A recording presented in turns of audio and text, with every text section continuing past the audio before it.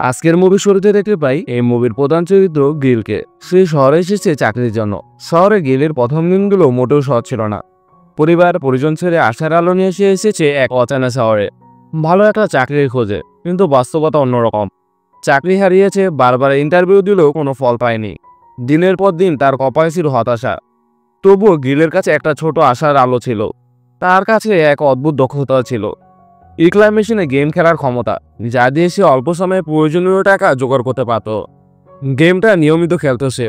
এই গেমটিতে $1 3বার সুযোগ রয়েছে এবং 3বারই সুযোগে প্রোডাক্ট তুলে নিতে হবে কন্ট্রোলারের সাহায্যে। গিল যেন কোনো জাদুকর। প্রতিটা চেস, প্রতিটা পুতুল যেন তার হাতেই ঢুকে আসে। তারপর সে এগুলো বিক্রি করে এবং সেই টাকা দিয়ে দিনের খরচ, ঘর ভাড়া, খাবার সবই চালায়। এভাবেই শহরের এই ছোটখাটো খেলায় তাকে বাঁচিয়ে রেখেছে। মোটামুটি তার জীবন এক অদ্ভুতভাবে চলছে। সব ঠিক না, আবার একদম খারাপও না, তবুও কোনোভাবে টিকে আছে। একদিন সকালে হুইবিজম এক্সাইটেড কণ্ঠে বলে, গিল, নিচের ফ্লোরে নতুন লোক উঠেছে, তারা বেকারি খুলেছে, শুনেছিস? এরপর দুধ শেষ হয়ে যাওয়ার পর বাইরে বের হয় গিল। দুপুরের আলোয় রাস্তায় পার হতে গিয়ে তার পা পড়ে ভাঙা গাছের ওপর। সাবধানে তা সরায়, ময়লার ভেতরে ফেলে। ঠিক তখনই চোখে পড়ে ছোট নতুন দোকান, আর বেকারির গন্ধ বাতাসে ভেসে আসে। মনে হয় এই ছোট দোকানটাই তার প্রতিবেশীর। রাতের বেলায় নিজের বেলকনিতে এসে ময়লা কম্বল চাকায়। হঠাৎ কিছু নিচে পড়ে।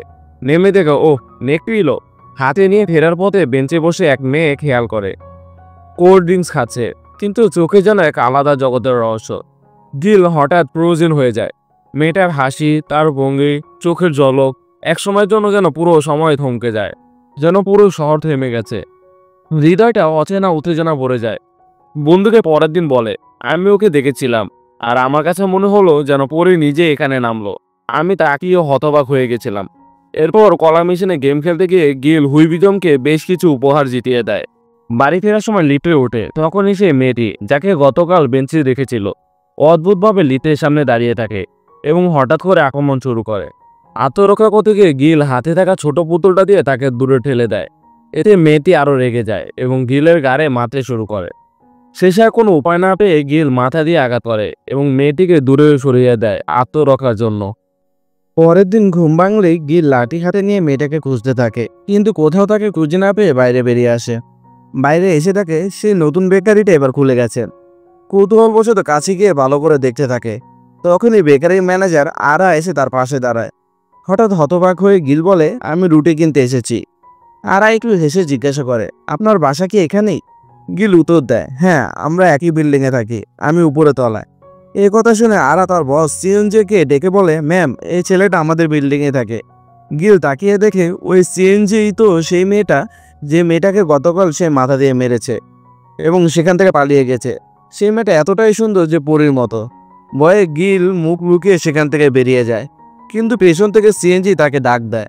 ডাক শুনে গিল আরো ভয় পেয়ে ফুল স্পিডে দৌড়ে পালায়। তবুও সিএনজি তাকে ধরে ফেলে। গিল ভাবে সে বোধহয় গত রাতের ঘটনা যেন সরি বলতে চায়, কিন্তু অবাক করে দিয়ে সিএনজি কিছুই বলে না সেই বিষয়ে, বরং হেসে বলে, আপনি আমাদের প্রতিবেশী আর নতুন কাস্টমারও, তাই আপনাকে একটা ছোট উপহার দিতে চেয়েছিলাম।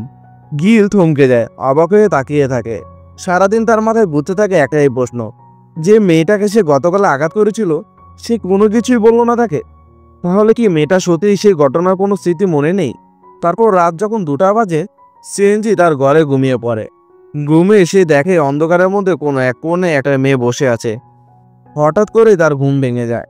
একই সময় গিল লক্ষ্য করে বিল্ডিংয়ের নিচে কেউ অদ্ভুতভাবে দাঁড়িয়ে কাছে। রহস্যটা জানতে চেষ্টা করে। সে ফ্রিজ থেকে দুধ বের করে নিয়ে খেয়ে ফেলে, তারপর খালি প্যাকেটটা নিয়ে বাইরে বেরিয়ে যায়। আর খালি প্যাকেটটা নিয়ে বলতে থাকে, এত রাতে বের হতে হলো এই দুধ কেনার জন্য। বাইরে গিয়ে দেখে মেয়েটি সেখানে নেই। সে পাশের রাস্তায় লুকিয়ে মুখিয়ে হেসে দাঁড়িয়ে আছে। তখন একটি লোক এসে তার জীবন বাঁচায়, কারণ মেয়েটি ইচ্ছা করে কোনো একটা দুর্ঘটনা ঘটাতে চেয়েছিল। চিৎকার শুনে গিল ছুটে এসে দেখে সেই লোকের সঙ্গে ঝগড়া চলছে। গিল উল্টো দেখে লোকটাকে অপরাধী মনে করে মারতে যাবে। তখনই লোকটি ফোনটি বের করিয়ে দেখিয়ে বলে, আমার নাম সাঙ্গু, আর এটা আমার মেয়ে সিএনজি। তুমি কেন আমার মেয়ের পেছনে ঘুরছিলে? পরিচয় বলো। গিল বলে, গত রাতে আপনার মেয়ে লিফটে অদ্ভুত আচরণ করেছিল, আর আজকে বেলকুনিতে দাঁড়িয়ে অদ্ভুতভাবে কাঁদছিল, সেই জন্য আমি অনুসরণ করছিলাম। এই কথা শুনে সিএনজি গালি দিয়ে চিৎকার করে বলে, তুমিই তো হলে সেই লোক যে গত রাতে আমার মাথায় আঘাত দিয়েছিলে। তখনই সিএনজি গিলকে মারার জন্য এগিয়ে যায়। সাঙ্গু তাকে দেখে আটকিয়ে ধরে এবং বলে, তুমি আমাদের থেকে দূরে থাকো, এই ব্যাপারে নিয়ে কাউকে কিছু বলো না। এরপর সিএনজি হট্টগোল করতে করতে শেষ পর্যন্ত পালিয়ে যায়। কিছুক্ষণ পর দেখা যায় সিএনজি আবার ঘুমিয়ে পড়েছে। সাঙ্গু তার কর্মচারী আরাকে বলে, সে রাস্তায় একা বের হলো কিভাবে, তুমি কোথায় ছিলে? আরা উত্তর দেয়, আমি তাকে নিয়ন্ত্রণ করতে পারিনি, সে আমাকে ছেড়ে বেরিয়ে গিয়েছিল। পরদিন সকালে লিফটে গিলের সঙ্গে ওঠে সিএনজি। তাকে দেখে গিল ভয়ে ভয়ে ক্ষমা চাইতে শুরু করে। কিন্তু আশ্চর্যের বিষয়, সিএনজি গত রাতের কিছুই মনে নেই। সে বুঝতে পারে না ছেলেটা হঠাৎ এমন ক্ষমা চাইছে কেন। সে রাতে সিএনজি তার বাবার সঙ্গে বাইরে বের হয়, আর দূর থেকে নিঃশব্দে তাদের ফলো করছিল গিল। রাত তখন 2টারও বেশি। গিল দেখতে পায় সিএনজি প্রথমে পার্কে যায়, কিছুক্ষণ সেখানে বসে থাকে, তারপর প্রিয়কে খাওয়ার জন্য সুপার শপে ঢোকে। কিন্তু অদ্ভুত ব্যাপার হলো, সে নিজের হাতে পানির বোতল পর্যন্ত ধরছে না, দাঁড়িয়ে আছে নিশ্চুপভাবে। আর তার বাবা সাঙ্গু তাকে পানি খাওয়াচ্ছে। সাঙ্গু বলতে থাকে, তোমার জন্য কয়েকদিন পরপরই আমাদের বাড়ি পাল্টাতে হয়। এবার ভেবেছিলাম এবার একটু স্থির হব, কিন্তু তুমি জোর করলে এই ফ্ল্যাটটা কিনতে। সিএনজি হেসে উত্তর দেয়, খুব তাড়াতাড়ি এই জায়গাটার দাম দ্বিগুণ হবে, তখন এই ফ্ল্যাটটা বিক্রি করে অনেক লাভ হতে পারবে। এই বলে হঠাৎই অদ্ভুত অঙ্গভঙ্গি করতে শুরু করে এবং ওখানেই ঘুমিয়ে পড়ে। সাঙ্গু মেয়েকে পিঠে তুলে বাড়ি ফিরছিল, হঠাৎই তার মেরুদণ্ডের ব্যথা শুরু হয়। সিএনজি প্রায় পিছনে পড়ে যাচ্ছিল, ঠিক তখনই গিল পিছন থেকে সিএনজিকে ধরে ফেলে। এরপর দেখা যায় সাঙ্গুকে অ্যাম্বুলেন্সে করে হাসপাতালে নিয়ে যাওয়া হচ্ছে মেরুদণ্ডের চিকিৎসার জন্য। অন্যদিকে সিএনজি তখনও ঘুমিয়ে আছে গিলের পিঠে। আরা গিলকে জিজ্ঞাসা করে, তুমি কি কাজ করো? গিল জানায়, আপাতত তার কোনো কাজ নেই। পরে হাসপাতালে গিয়ে সে সাঙ্গুকে দেখতে যায়। সাঙ্গু তাকে বলে, আমি যেমন বলেছিলাম তেমনই করে কাজ করো। এরপর দেখা যায় সাঙ্গু গিলের বায়োডাটা ও সিভি দেখছে। তার রেজাল্ট খুবই খারাপ, আর আগের কয়েকটা চাকরি থেকে খারাপ পারফরমেন্সের কারণে তাকে বের করে দেওয়া হয়েছিল। বর্তমানে সে পুরোপুরি বেকার। সবকিছু দেখে সাঙ্গু অবশেষে গিলের দিকে তাকিয়ে বলে, তোমাকে আমি একটা চাকরি দিতে পারি। দিনের বেলা তুমি আমার বেকারিতে কাজ করবে, আর রাত 2টা থেকে ভোর 5টা পর্যন্ত আমার মেয়েকে নিয়ে বাইরে হাঁটবে। গিল অবাক হয়ে জিজ্ঞাসা করে, রাত 2টা থেকে 5টা, এ কেমন কাজ? সাঙ্গু গভীর গলায় বলে, আমার মেয়ে কোনো সাধারণ মেয়ে নয়, তার শরীরের ভেতরে বাস করছে এক ভূত। সে প্রতি রাতে ঘুমের পরে জেগে ওঠে আর তার শরীরটা দখল করে ফেলে। এই অভিশাপটা ওর জন্মের পর থেকেই আছে। সিএনজি মায়ের পূর্বপুরুষরা একটা ভয়ঙ্কর ভূতের অভিশাপে জড়িয়ে পড়েছিল, তখন থেকে এই আত্মাটা আমাদের রক্তের ভেতরে ঘুরে বেড়াচ্ছে। বুটা চাঁদের আলোয় ঘুরে বেড়াতে ভালোবাসে, তাই প্রতি রাতে ওকে নিয়ে বের হতে হয়। কিন্তু মেয়েটা এসব কিছুই জানে না। রাতের ঘটনাগুলো তার মনে থাকে না একটুও। অনেক ওঝা, অনেক কবিরাজ, অনেক পুরোহিত সবকিছু চেষ্টা করেছি দেখানোর এই বুটাকে তাড়ানোর জন্য, কিন্তু কোনো লাভ হয়নি। তাই আজ থেকে এই দায়িত্ব তোমাকে নিতে হবে। এই কথা শুনে গিলের মুখে ভয়ের ছাপ ফুটে ওঠে, মনটা কেঁপে ওঠে। তবুও নিজের বেকারত্বের কথা ভেবে সাঙ্গুর অনুরোধে রাজি হয়ে যায়। রাত নামতে শুরু হয় তার নতুন দায়িত্ব। সিএনজির শরীরে তখন নেমে আসে সেই অদ্ভুত ছায়া, তার চোখে ভয়ানক আগুনের ঝিলিক। আর গিলের দিকে এগিয়ে এসে বলে, তোকে আজই শেষ করে দেব, বুঝলি? তোর মতো সাধারণ মানুষ জানেই না আমি কে। গিল ভয়ে ভয়ে জমে যায়। ঠিক তখনই আরা এসে তাকে শান্ত করে বলে, ওকে উত্তেজিত করো না, বুটা খুবই শক্তিশালী। বুটা ঠান্ডা হেসে বলে, আমি কোনো সাধারণ ভূত নই, আমি এক হায়ার লেভেলের ডেঞ্জারাস আত্মা। আমার 2টো বিশাল শিং আর 2টো পাখা আছে, যা তোমাদের মতো সাধারণ মানুষের চোখে দেখা সম্ভব নয়। পরদিন গিল হাসপাতালে গিয়ে সাঙ্গুর সঙ্গে দেখা করে। ভয়ে ভয়ে বলে, স্যার আমি এই চাকরিটা আর করতে পারবো না, আপনার মেয়ের ভেতরে বুটা আমাকে মোটেও পছন্দ করে না। সাঙ্গু দুর্বল গলায় উত্তর দেয়, গিল আমি কদিনের মধ্যেই সুস্থ হয়ে উঠবো, ততদিন পর্যন্ত একটু সহ্য করো, আমার মেয়েটাকে একটু দেখে রেখো। বাধ্য হয়ে গিল আবার রাজি হয়। পরের দিন সে প্রথমবারের মতো বেকারিতে কাজ করতে যায়। সেখানে আরা তাকে বলে, তোমার বস ওকে নিজের হাতে চাকরি দিয়েছে, কিন্তু সাবধান, রাতে ওর শরীরে দখল থাকে ভূতের হাতে। তবে ভয় পেও না, ভূতটা তোমাকে মেরে ফেলবে না। রাত নামতেই গেলে নতুন দুঃস্বপ্ন শুরু হয়। সিএনজির শরীরে থাকা ভূত এবার অন্য খেলা শুরু করে। ভূতটা তার সঙ্গে ইমোশনাল গেম খেলতে থাকে, নরম নিষ্পাপ ভাব নিয়ে আচমকাই বলে ফেলে, আমি তোমাকে ভালোবাসি। গিলের মনে পড়ে যায় সাঙ্গুর কথা। বুটা তাকে আবেগে ফেলে ফাঁদে ফেলতে চাইবে। যত বেশি সে প্রতিক্রিয়া দেখাবে তত বেশি সময় সে সিএনজির শরীরে থাকবে। তাই গিল জোরে চিৎকার করে বলে, আমি তোমার ফাঁদে পড়ব না। বুটা ঠোঁট বাঁকিয়ে হেসে বলে, আমার পছন্দের খাবার কোনটা মনে আছে? তারপর সে সুপার শপের এক কর্মচারীকে ডেকে বলে, হোয়াইট আর মিল্ক চকলেট কেকগুলো সব আমার জন্য স্টক করে রাখবি। যদি একটাও না পাই তোর অবস্থা খারাপ হবে। তখন শপের ওই মেয়েটাও আসে একই ফ্লেভারে কেক নেওয়ার জন্য, কিন্তু বুটা সবগুলো কেক নিয়ে স্টক ফাঁকা করে দিয়েছে। মেয়েটা কেক না পেয়ে কাঁদতে শুরু করে। পরে গিল ও বুটি একটি টেবিলে বসে। মেয়েটি একটি কেক হাতে নিয়ে খেতে থাকে। তখন বুটা ইচ্ছা করে একটা কেক মাটিতে ফেলে দেয়, তারপর আরেকটা বের করে শপের মেয়েটার সামনে উঠিয়ে ধরে। তখন শপের মেয়েটা দূরে দাঁড়িয়ে সব দেখছে এবং মন খারাপ করে দৌড়ে পালিয়ে যায়। গিল তখন বলে ওঠে, সত্যিকারের কোনো ভূত এত হাস্যকর হতে পারে না। বুটটা চোখ লাল করে বলে, আমাকে রাগিয়েছিস, এই মেয়েটাকে এখন আমি প্রচণ্ড কষ্ট দেব। এ কথা বলে টেবিলটা উল্টে দেওয়ার চেষ্টা করে, কিন্তু ব্যর্থ হয়। তারপর আশেপাশে সব জিনিস ফেলে দিয়ে এটি পোকা মুখে ঢুকিয়ে খেয়ে ফেলতে চায়। ঠিক তখনই গিল তার হাত ধরে ফেলে, কিন্তু সিএনজিকে কষ্ট দিও না, ও নির্দোষ মেয়ে। বুটটা তখন স্থির হয়ে যায়। তার চোখে যেন এক মুহূর্তের জন্য মানুষের মতো একটুখানি আবেগের ঝলক দেখা দেয়। পরের দিন দোকানে সিএনজি গিলকে কাজ শেখায়। গিল সতর্কভাবে তাকে দেখে। বুটা কি সত্যি নাকি অভিনয় বোঝার চেষ্টা করে। সিএনজি বলে, আমার সাথে কোনো ভয় নেই, আরার সঙ্গে যেমন ফ্রি হয়ে কথা বলো আমার সাথে তেমনই বলবে। এই বলে সে কলেজে যাওয়ার উদ্দেশ্যে বেরিয়ে যায়। রাত যখন 2টা বাজে, বুটটা তখন ঘুম থেকে জেগে যায়। তখন গিল ব্রাশ করতে থাকে, ঘড়িতে তাকিয়ে দেখে সময় 2টা বাজে। সে পানি ও প্রয়োজনীয় জিনিসপত্র নিয়ে বের হয়ে পড়ে। বুটটা তার জন্য বাইরে দাঁড়িয়ে আছে। পরে তার সঙ্গে পার্কে আসে। বুটটা জ্বলে নিতে বসে চলতে থাকে ও গিলকে বলতে থাকে, আরো জোরে ধাক্কা দাও। শুনে গিল সিএনজি ইচ্ছা মিটিয়ে এমন একটা ধাক্কা দেয় যে তখন অনেক দূরে গিয়ে উড়ে পড়ে। পরে বুটটি গিলকে মারার জন্য তার পিছনে দৌড়াতে থাকে। সাঙ্গু হাসপাতালে বসে ফোনে ট্র্যাকার অ্যাপে দেখে তার মেয়ে সিএনজি গিলকে তাড়া করছে। গিল দিনভর কাজের ফাঁকে সে লুকিয়ে সিএনজিকে নজর করত। এখন বোঝা যায় সে আস্তে আস্তে সিএনজির প্রতি এক ধরনের অনাকাঙ্ক্ষিত অনুভূতি পড়ে যাচ্ছে। রাতে যখন বুট কেক খাওয়ার জন্য শপে যায়, তখন শপের স্টাফ বলে সুপার শপের কেক স্টক আউট। বুটা ইমোশনাল অভিনয় করে বলে, আর কিছুদিন আমাকে বাঁচতে দাও, এই কেকই আমার বেঁচে থাকার অনুপ্রেরণা। এই কথা শুনে ছেলেটার চোখে জল চলে আসে এবং সে লুকিয়ে রাখা একটি কেক বের করে দেয়। সেটা ছিনিয়ে বুট বলে, তোর সাহস হলো কিভাবে আমাকে মিথ্যা বলার? তখন ওই মেয়েটা আজকে এসেও দেখে একমাত্র কেকটা নিয়ে গেছে। পরদিন প্রচণ্ড রেগে সিএনজির বেকারিতে গিয়ে অনেকগুলো রুটি খেয়ে চলে যায়। তবে প্রায় সময় বুটা একটা মাটির পাত্র খুঁজে বেড়াতো। দিনের বেলা সিএনজিকে গিয়ে লুকিয়ে দেখতো, আর ধীরে ধীরে তাদের মধ্যে বন্ধুত্ব গড়ে ওঠে। গিল বুটকে জিজ্ঞাসা করে, আর সেই কালো চুল আর অদ্ভুত মেকআপ কেমন করে করো? বুটা হেসে বলে, ম্যাজিক দিয়ে 1 সেকেন্ডে করে ফেলি। কিন্তু দেখা যায় সে আসলে আরার সাহায্যে সাজগোজ করতো। আর যখন গিলের ঘুম চলে আসতো তখন সে ঘুমিয়ে পড়তো। বাড়ি ফিরে এলে আরা তার মেকআপ খুলে দিত, যেন সিএনজি ঘুম থেকে উঠে নিজেকে আগের মতোই দেখতে পায়। পরদিন আরা গিলকে বলে, একদিন আমি ভূতের সঙ্গে একটা বাজি ধরেছিলাম, একটা ফ্যাক ম্যাজিক দিকে ওকে হারিয়ে দিয়েছিলাম। আর শর্ত ছিল একসাথে একটা জায়গায় যেতে হবে। সেই জায়গাটা ছিল একটা তান্ত্রিক ও ওজার বাড়ি। সেখানে নানা তন্ত্রমন্ত্র করে ভূটাকে তাড়ানো যায়নি। সিএনজির বডি থেকে সে কিভাবে বের হবে তা এই ভূত ছাড়া আর কেউই জানে না। সে ভাবে ভূতের সঙ্গে বাজি ধরে জিতলে তার মুখ থেকে সব সত্যিটা বের করবে।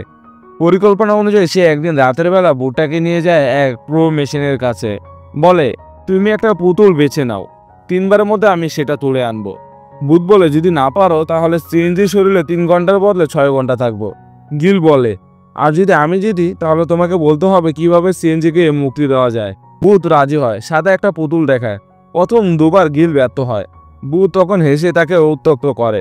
3য়বার গিল সফল হয়। তখন সে বলে, এখন বলো কিভাবে সিএনজিকে মুক্তি দেওয়া যায়। ভূত বলে, তার নাম 3বার ধরে ডাকতে হবে আর বলতে হবে সিএনজি দেহ থেকে বেরিয়ে যাও, তাহলে আমি চলে যাব। গিল তখন জিজ্ঞাসা করে, তোমার আসল নাম কি? ভূত বলে, সত্য অনুযায়ী যতটা জানতে চেয়েছো সব বলেছি, আমার নাম বলা বাজির মধ্যে ছিল না। এরপর তারা রুটি ডেলিভারির জন্য এক দোকানে আসে। সেখানে গিলের সঙ্গে দেখা হয় ইয়ং সুক নামের এক লোকের। সিএনজি ছুটে এসে বলে সরি। লোকটা অদ্ভুতভাবে তার দিকে তাকিয়ে থাকে। তারপর হাত ধরতে গেলে গিল এসে তার হাঁটা ধরে বলে সরি। লোকটা চলে গেলে সিএনজি বলে, তার মনে হচ্ছে রাতের বেলা ঠিকমতো ঘুম হয় না আর স্বপ্ন এক ছায়াময় ছেলেকে দেখে, সে তাকে রক্ষা করে। এ শুনে গিল খুশি হয়, ভাবে রাতে তার প্রোটেক্ট করার ফিলটা সিএনজি অনুভব করতে পারে। সেদিন রাতে তারা নদীর ধারে বসেছিল। হঠাৎ পুলিশ সাইরেন বাজাতে থাকে। দেখে একজন লোক ব্রিজ থেকে নদীতে ঝাঁপ দেওয়ার প্রস্তুতি নিচ্ছে। সে বলে, সব শেষ, আমি নিজেকে নিজে শেষ করে দেব। পুলিশ অনেক বোঝালেও সে শুনছিল না। তখন দেখা যায় এক মেয়ে, অর্থাৎ সেই ভূতটা, দূর থেকে হাত নাড়ছে। লোকটা ভাবে সে ঝাঁপ না দিতে নিষেধ করছে। ইমোশনাল হয়ে সে কেঁদে ফেলে। কিন্তু ভালো করে শুনে বোঝা যায় ভুট্টা বলছে এত অভিনয় না করে চাপ দাও, কোনো ব্যথা পাবে না। দেখো আমি কিভাবে চাপ দেই। এই কথা বলে দৌড়ে গিয়ে নদীতে ঝাঁপ দেয়। ওকে বাঁচাতে গিলও ঝাঁপ দেয়, কিন্তু সে নিজে সাঁতার জানতো না। পুলিশ এসে গিলকে উদ্ধার করে, কিন্তু মেয়েটিকে কোথাও পাওয়া যায় না। দেখা যায় ভুট্টা সাঁতার কেটে নদী পার হয়ে যাচ্ছে। এই ঘটনা টিভি নিউজে ছড়িয়ে পড়ে। সেটা থেকে সাংশু ও আরা তাকে বকাঝকা করে। যখন সাংবু গিলকে মারতে যায় তখনই সিএনজি সেখানে চলে আসে। এরপর সিএনজি বাবাকে হাসপাতালে পৌঁছে দিতে যায়। সে রাতে গিল ভুট্টাকে নিয়ে ঘোরার জন্য অপেক্ষা করছিল, কিন্তু সিএনজি হঠাৎ বেরিয়ে এসে গিলকে দেখে চমকে যায়। বলে এত রাতে এখানে কি করছো? গিল অবাক, কারণ আজ প্রথমবার মতো ভুট্টা আসেনি। সিএনজি বলে আজ ঘুম আসছিল না, আজ আমার মায়ের মৃত্যুর বার্ষিকী। আমার 8 বছর বয়সে তিনি একাই রেখে চলে গিয়েছিল আমাকে। তখনই হঠাৎ একটি গাড়ি আসে, গিল সিএনজিকে সরিয়ে বাঁচায়। তার এই প্রোটেক্টিভ আচরণ সিএনজির কাছে খুব ভালো লাগে। এরপর গিল তাকে নিয়ে যায় সিনেমা দেখতে। ছবিটা ছিল রোমান্টিক। সিএনজি গিলের হাতে হাত রাখে। কিছুক্ষণ পর গিলও তার হাত ধরে। চোখের দিকে তাকাতে সিএনজি অদ্ভুতভাবে হেসে ওঠে, অর্থাৎ ভূতটা ফিরে এসেছে। ভূত বলে আমার মতো ভয়ানক ভূতের হাত ধরার সাহস কে দিল তোকে? এই বলে রেগে ওঠে এবং চলে যায়। যাওয়ার আগে এক দম্পতিকে বিরক্ত করে বলে পা উঠিয়ে বসার সাহস কোথা থেকে পেলি? পা নামা, না হলে ভেঙে ফেলবো। তারপর মেজাজ গরম করে পপকর্ন নিয়ে চলে যায়। এরপর কাউন্টার থেকেও পপকর্ন খেতে শুরু করে। গিল বলে তোমার কারণে সিএনজির পরিবার ওকে বিদেশে পাঠাতে পারছে না। তোমার আসল নামটা বলো, আমি তোমাকে নাম ধরে ডেকে মুক্তি দেব। ভূত বলে আগে আমার মনকে খুশি করো, তারপর ভাববো। এখন আমাকে নিয়ে চলো ট্রাম্পোলিনে। অনেক দিনের ইচ্ছা বাউন্সে খেলবো।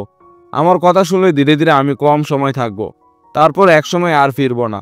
তারপর সে এক সমুদ্র সৈকতের ছবি দেখে বলে আগে একবার সেখানে নিয়ে চলো। গিল বলে ওখানে যেতে হলে দিনের বেলায় যেতে হবে, কিন্তু তুমি তো আসো রাতের বেলায়। পরে ভূত বলে তুমি সিএনজিকে এখানে নিয়ে এসো, ওর মাধ্যমে আমি সবকিছু দেখি। তুমি ওকে নিয়ে আসলে আমি দেখতে পারবো। তারপর গিল সিএনজিকে সমুদ্র পাড়ে আনে। এরপর গিল লুকিয়ে রাখে তার চোখ থেকে পানি পড়ছে। সিএনজি বলে সে বুঝতে পারছে না সে কেন কাঁদছে। গিল বুঝে যায় এই কান্নাটা ছিল ভূতের পছন্দের জায়গায় নিয়ে আসার কারণে খুশির কান্না। তারপর তারা ছবি তোলে, মজা করে, একটা সুন্দর সময় কাটায়। গিল দেখে ভুট্টা গাছের গোড়ায় পানি দিচ্ছে। একটা মাটির পাত্র খুঁজে এনে সেটার সামনে বসে পড়ে। গিল তখন বলে তোমার কথা মতো সিএনজিকে নিয়ে সমুদ্রের পাড়ে গিয়েছিলাম। তুমি তো মজা করেছো, এখন একটু রিল্যাক্স করো আর আমাকেও ছুটি দাও। ভূত তখন চোখ লাল করে বলে ওঠে আমি তো আগেই বলেছিলাম খুশি মনে আমার ইচ্ছেগুলো পূরণ করবি, কিন্তু যদি এমনভাবে রাগিয়ে দিস তাহলে ক্ষতি করব। এই বলে সে হঠাৎ মাটির পাত্রটা ভেঙে ফেলে। তারপর গাছ তুলে মুখে ভরে খেতে শুরু করে। গিল হতভম্ব হয়ে দাঁড়িয়ে থাকে। ভুট্টা এরপর রাস্তার মাঝখান দিয়ে হাঁটতে থাকে। গিল ছুটে গিয়ে তাকে থামাতে চায়, কিন্তু অল্পের জন্য অ্যাক্সিডেন্ট থেকে বেঁচে যায়। তারপর দেখা যায় ভূতের পা আটকে গেছে এক জায়গায়, সে নড়তে পারছে না। উপরে তাকিয়ে দেখে এক ধরনের মন্ত্রযুক্ত দড়ি ঝোলানো। তখন গিল ধীরে ধীরে গিয়ে ভূতের মুখের ময়লা মুছে দেয় আর বলে এসব উল্টাপাল্টা জিনিস খেলে অসুস্থ হয়ে পড়বে। প্রমিস করছি আমি তোমার সব ইচ্ছেগুলো খুশি মনে পূরণ করব, তবে তুমিও তোমার কথা রাখবে, ঠিক আছে? ভূত কিছু না বলে চুপ করে তাকিয়ে থাকে। পরের দিন দেখা যায় গিল এবার তাকে নিয়ে আসে ট্র্যাম্পোলিনে। ভূতটা প্রথমে রাগ দেখায়, কিন্তু কিছুক্ষণ পরে শিশুর মতো লাফাতে শুরু করে বাউন্সিতে। তার চোখের সামনে ভেসে ওঠে ছোটবেলার স্মৃতি। যখন সিএনজি ছোট ছিল তখন মা বাবার সঙ্গে ঠিক এমনভাবেই খেলেছিল। তারপর তারা বাস্কেটবল, ফুটবল খেলে দারুণ সময় কাটায়। ভূতের মুখে একটুখানি হাসি দেখা যায়। এরপর গিল নিয়ে যায় ফ্লাওয়ার পার্কে। সে বলে তুমি নিশ্চয়ই ফুল পছন্দ করো। ভূত মুখ বার করে বলে আমি ভয়ঙ্কর ভূত, এসব বাজে জিনিস ভালো লাগে না। কিন্তু দেখা যায় তার পোশাকের ডিজাইনটাই ফুলের, আর সেই ফুলগুলো একে একে ছুঁয়ে দেখছে, যেন মনে মনে উপভোগ করছে। তখন গিল বলে তোমার একটা ছবি তুলে দিচ্ছি, হাসো তো একটু। ভূত গম্ভীরভাবে বলে ভয়ঙ্কর ভূতরা কখনো হাসে না। গিল তখন মজা করে বলে আমি শুনেছি উচ্চ পর্যায়ে ভূতেরা হাসতে পারে, আর ছবি তোলার সময় ভালো পোজও দিতে পারে। এই কথা শুনে ভূতটা একটু লজ্জা পেয়ে সুন্দর পোজ দেয়। তারা পুরো পার্ক ঘুরে হাসতে হাসতে এত ছবি তোলে যে শেষে দুজনে একদম হাঁপিয়ে যায়। গিল বলে দেখো ছবিগুলো ভালোই হয়েছে। ভূত হেসে উত্তর দিল কিন্তু এটা তো আমি না, আমার দুটো শিং আর দুটো পাখা আছে। এই বলে সে নিজের ছবিটা গিলকে দেখায়। গিল বলল দেখো মনে হচ্ছে তুমি খুব সুন্দর আর ফেমাস। তোমার বন্ধুরা তোমাকে কি নামে ডাকে? ভূত একটু চালাকি করে অন্য নাম বলে। নামটা শুনে গিল তৎক্ষণাৎ সেই নাম ধরে চেঁচিয়ে বলল সিএনজির দেহ থেকে বেরিয়ে যা। ভূত লজ্জায় বলল আমি জানতাম, এই জন্যই ভুল নাম বলেছিলাম। এরপর একটি ভালো খবর আসে গিলের কাছে। ভূতটির একটি ইচ্ছা চাপা পড়েছিল এই বাউন্সুতে খেলার।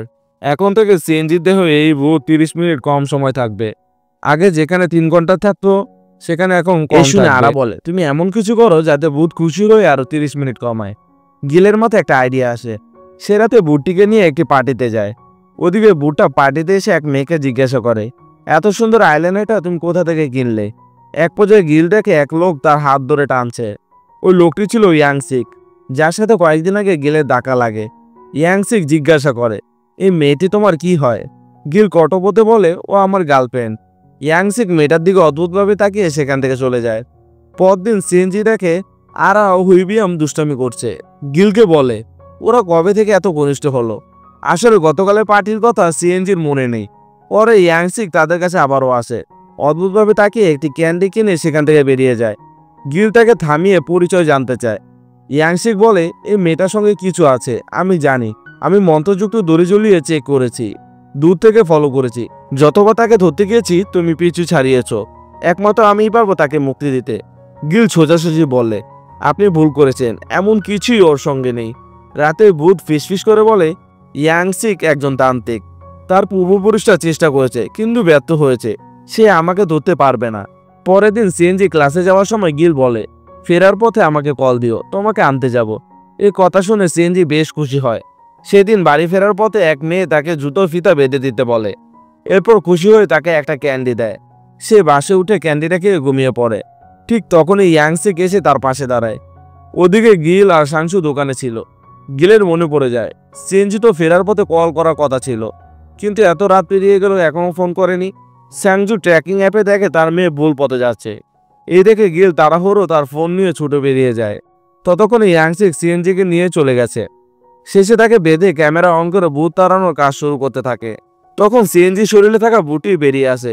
ইয়াংসিক বলে, তোকে তাড়িয়ে আমার বংশের নাম উজ্জ্বল করব। ঠিক তখনই গিল এসে তাকে আঘাত করে অজ্ঞান করে ফেলে। তারপর বাড়ির দিকে রওনা হয়। তখন ভূতটা তার অতীতের সব গল্প বলা শুরু করে।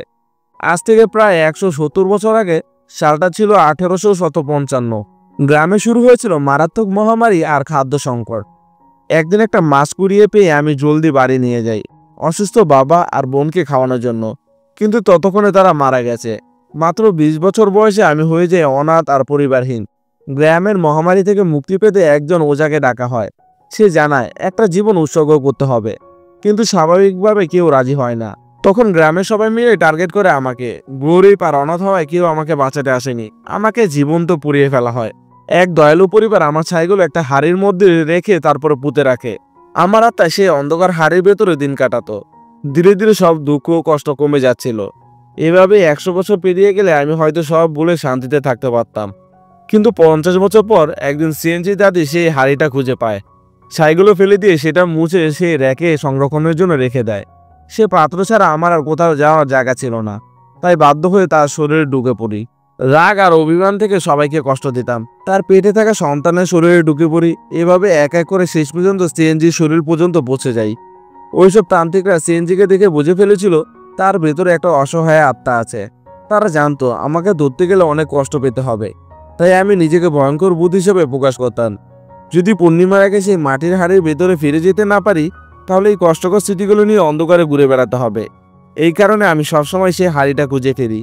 যদি সেই হাড়িতে বাকি 50 বছর থাকতে পারি, তাহলে সব দুঃখ কষ্টগুলো চির শান্তিতে মিলিয়ে যাব।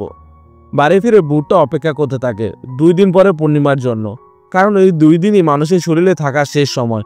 তারপর তাকে সেই সমস্ত বেদনাদায়ক স্মৃতি নিয়ে আজীবন ঘুরে বেড়াতে হবে পৃথিবীতে। কিন্তু গিলের পরিকল্পনা ছিল অন্যরকম। সে সাংসুর কাছ থেকে সিএনজি দাদির বাড়ির ঠিকানা জেনে নেয়। এরপর বেরিয়ে পড়ে সেই বাড়ির উদ্দেশ্যে। বহু পথ পেরিয়ে পৌঁছে যায় এক পরিত্যক্ত অঞ্চলে। জঙ্গলের ভিতর খুঁজে পায় সেই পুরনো ও ভাঙাচোরা বাড়িটা। সারাদিন ধরে খোঁজাখুঁজি করে কোথাও মাটির হাড়িটা পায় না, তবে সে হাল ছাড়ে না। সারা রাত ধরে খুঁজতে থাকে। এদিকে এখন আর ভূতের দোল খাওয়ার ইচ্ছে হয় না। মন খারাপ করে শুধু চাঁদের দিকে তাকিয়ে থাকে। পরদিন সকালে দেখতে পায় একটা পাখি কাছের এক পাথরের উপর বসে যেন কিছু একটা ইশারা করছে। সে পাথরটা সরিয়ে নিচে খোঁড়া শুরু করে, আর তখনই মাটির নিচ থেকে বেরিয়ে আসে সেই হাড়িটা। গিল সেটি নিয়ে দ্রুত ছুটে যায় বাড়ির উদ্দেশ্যে, কারণ আজই পূর্ণিমার রাত। রাতে শেষবারের মতো সেজে গুজে আড়ার মাথায় হাত বুলিয়ে বেরিয়ে পড়ে ভূতটা। আজ তার প্রিয় কেকটা রেখে দিয়ে অন্য একটা কেক নেয়। ওই মেয়েটা তার পছন্দের কেক পেয়ে খুব অবাক হয়ে যায়। যাওয়ার আগে ভূতটি দোকানদারকে ধন্যবাদ জানায়। সাংসু বলে, আমার এত বয়স হয়ে গেছে, নিজেকে এখন তরুণ আর এনার্জেটিক মনে হয়। তখন ভূতটা মনে মনে ভাবে, ছোটবেলা থেকে আজ পর্যন্ত এই মানুষটাকে সে নিজের বাবার মতো ভেবেছে, আর আজ তাকে সবকিছু ছেড়ে দিয়ে চলে যেতে হবে। শেষে সে বলে শীঘ্রই এই জায়গার দাম বৃদ্ধি পাবে, বাড়িটা বিক্রি করে অনেক প্রফিট হবে, সিএনজিকে ফ্রান্সে পাঠানো হবে তার উচ্চশিক্ষার জন্য, আর আপনি নিজের স্বপ্নগুলো পূরণ করবেন, পুরো পৃথিবী ঘুরে দেখবেন। আমি এখন চলে যাব, এই কথা বলে ভূত। যাওয়ার আগে গিলকে খুব দেখতে ইচ্ছা করছে। ঠিক তখনই গিল উপস্থিত হয়, তাকে নিয়ে আসে তার পছন্দের ফ্লাওয়ার গার্ডেনে। এরপর সে হাড়িটা বের করে, সে হাড়িটা থেকে তার চোখে পানি চলে আসে, বলতে থাকে এত কষ্ট কেন করলে। গিল উত্তর দেয়, আমি চাই তুমি ভালো থাকো, কারণ যখন আমার ঘুম পেত তুমি নিজের ঘুমের অভিনয় করে বাড়ি চলে আসতে, এছাড়াও গাছে পানি দিতে। কোনো ভয়ঙ্কর ভূতও এইসব করতে পারে না। তুমি ছিলে এক অসাধারণ মানুষ, যে নিজের পরিবারের জন্য খাবার জোগাতে। গ্রামের মানুষের কারণে আজ তোমার এই পরিণতি হয়েছে। 70 বছর ধরে অতীতের কষ্টগুলো বহন করে আসছো। এ শুনে সে কান্নায় ভেঙে পড়ে। কখনো ভাবিনি এমন একজন মানুষ পাবো যে তার কষ্ট বুঝবে এবং তার জন্য এতটা ত্যাগ করবে। শেষে সে তার নাম বলে, আমার নাম মুনিয়াং। গিল বলে, তাহলে এখন প্রস্তুত হও গন্তব্যে যাওয়ার জন্য। মুনিয়াং দূরে গিয়ে তাকে জড়িয়ে ধরে, পরম করুণার সঙ্গে কৃতজ্ঞতা প্রকাশ করে। এরপর গিল তার নাম ধরে ডাকে এবং হাড়ির মধ্যে যাওয়ার জন্য নির্দেশ দেয়। মুনিয়াং হাড়িতে প্রবেশ করলে সিএনজি হায়ার স্টাডির জন্য ফ্রান্সে চলে যায়। আমরা তাকে এয়ারপোর্টে বিদায় জানাই, আর মিস্টার সানসু তার প্রপার্টি বিক্রি করে বিশ্ব ভ্রমণে বেরিয়ে পড়ে। এদিকে আমি ক্লক গেমের স্কিল ব্যবহার করে সমুদ্র বন্দরে ক্রেন পোলার চাকরি পেয়ে যাই। কয়েক বছর পর সিএনজি দেশে ফিরে আসে। বিদায়ের দিন আরা সেখানে উপস্থিত ছিল, কিন্তু তাকে রেখে চলে যায় গিলের সঙ্গে একা সময় কাটানোর জন্য। এয়ারপোর্টে বিদায় জানিয়ে সবাই চলে যাওয়ার পরও সে পিছনে ফিরে দেখেছিল। এরপর গিলের নম্বর ফোন করে কথা বলে। দেখা যায় গিল যত্ন করে রেখেছে মুনিয়াংয়ের হাড়িটা। এভাবে এই গল্পের সমাপ্তি ঘটে। আজকের মুভিটা ছিল আমার কাছে অসাধারণ একটি মুভি। আর আপনাদের কেমন লেগেছে অবশ্যই কমেন্টে জানাবেন, আর কোন মুভি এক্সপ্লেনেশন শুনতে চান তা আমাদেরকে কমেন্টে জানাবেন, কারণ আপনাদের জন্য সকল মুভি আমরা এক্সপ্লেনেশন করি। আপনারা আমাদের সাথে থাকবেন এবং আমাদের চ্যানেলকে সাবস্ক্রাইব করে রাখবেন। আর আমরা প্রত্যেক সপ্তাহে একটা মুভি নিয়ে আসবো। আপনারা সবসময় আমাদের সঙ্গে থাকবেন। সবাই ভালো থাকবেন, সুস্থ থাকবেন। আবার আসবো নতুন আরেকটি মুভি নিয়ে, ততক্ষণ ভালো থাকবেন।